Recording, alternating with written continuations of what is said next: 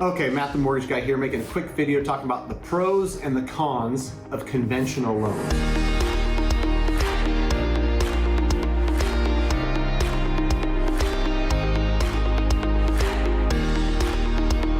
Before I get started, if you enjoy this video, you enjoy videos like this that are talking about mortgage education, mortgage guidelines, and bringing it to you in layman's terms, do me a huge favor, smash the like button, consider subscribing to the channel. I'm trying to put out 2 videos a week of this type of stuff. Just try to give you the, the pros, the cons, the good, the bad, the ugly on mortgage guidelines, and bring it to you as simple as I can, because I think that that's my main goal when I'm talking to anybody out there. I know you only do 2 or 3 mortgages in your whole life, so you're not a pro at it. That's why you've got me to explain it to you in simple terms and help you understand. So without further ado, the pros and cons of a conventional loan.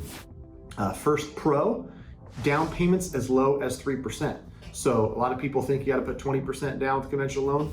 Not the truth. You can put as little as 3% down. Now, if you do put 20% down, another pro of a conventional loan is that you won't pay private mortgage insurance.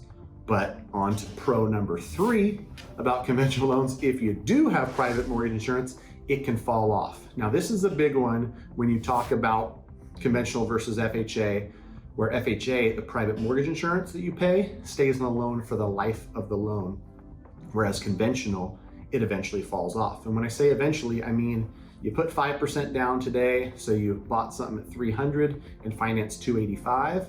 After you've paid it down to where you're at 78% loan to value, it falls off. Now, a common question is, well, I've paid it down to 265, but now the houses in my neighborhood are selling for 350. I've got way more than, 22% equity in this house. What you would do in that scenario, contact your servicer and say, hey, I'd like to have somebody come out to do an appraisal. I want to get mortgage insurance removed. Every servicer can be different with how they handle it, but you would contact them to do that. Generally, if you just pay your normal payments, this might take 5, 6, 7 years until you reach that point, depending on what you put down in the first place, but it will and does fall off on a conventional loan. So that's definitely a pro. Another pro of conventional loans is, unlike FHA, where it's only used for a primary, you can use a conventional loan for a secondary home. You can use a conventional loan for an investment home. Real quick on that, secondary home is, I live in Sacramento, it's my primary. I've got a secondary home in Lake Tahoe. This is me talking future tense. I don't have it yet, but I'm gonna get one eventually. And so that's a secondary home. An investment home is you buy a duplex and you rent it out and it creates positive cash flow. That's also a conventional loan. So those are the pros, tons of pros. I wanna talk about a few of the cons, because conventional loans aren't right for everybody. One of the cons is that you're gonna get a higher rate, and sometimes a much higher rate, for lower credit borrowers. So conventional loans are pretty sensitive to credit score. So if you've got challenging credit, you're really gonna take a hit. You're gonna pay higher mortgage insurance and a higher rate on conventional loans. That's why when you talk to somebody and say, hey, based on 660 credit score, you're gonna be much better off in an FHA loan. It's because conventional, your mortgage insurance premium is based on your credit score. It's much higher. FHA, they're gonna give the same mortgage insurance premium to everybody, whether it's 640, 680, 720, everyone's getting the same. And so in the cases of challenged credit, FHA is gonna be lower mortgage insurance, lower rate. Conventional will be higher mortgage insurance, higher rate. So it's not gonna make a lot of sense. Depending on credit score, depending on down payment, that's why you talk to a pro to get those answers on which one's better for you. And conventional loans, another con of conventional loans is that the guidelines are gonna be a little bit more strict. The debt to income ratios that they're gonna want you to be inside of are gonna be stricter than FHA loans. It gives you some more flexibility.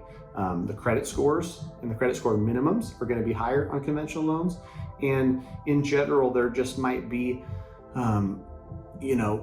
stricter guidelines is what the broad term is they're going to be more strict on conventional. So if you've got challenged credit, you've got a high debt to income ratio, you've got, not a lot of reserve funds in the bank, these are the type of loans where you're going to have to go FHA, because FHA might approve you and conventional, you might not be approved. So that's that, pros and cons of conventional loans. Any questions at all, please feel free to reach out.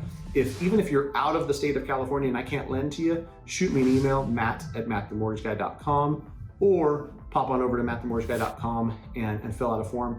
I'll either be able to answer some questions you have or connect you with a great broker in another state who can help you out wherever you may be.